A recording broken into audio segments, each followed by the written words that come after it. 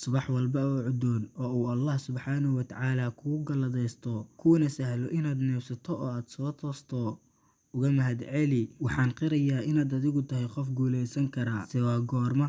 Waa marka aad adigu go'aansato oo aad ka dhabayso aadna joogtayso mar waliba. Inta aad ku guda jirto wadada guushaada, marnaba ha ogolaan inay wadada kaa wiiqaan dadka go'aansaday inay mar uun ka leexiyaan hadafkaaga. Si aad ugu noolaato nolol hal abuur leh, waa inaad ka fogaataa cabsida aad ka qabto khaladka. Isku day inaadan noqon oo kaliya qof guuleysta, se ku dadaal inaad bulshada dhexdeeda qiimo ku yeelato. Ma jiro qof adiga ku dareensiin kara inaad hooseyso ogolaanshahaaga la'aanteed.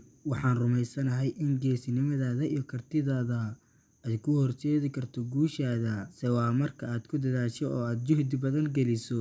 Ugu dambeyn, walaalkayga qiimaha badanow, Allah ha inaga dhigo adiga, aniga iyo dhammaanteenba kuwa ku guuleysta adduun iyo aakhiro.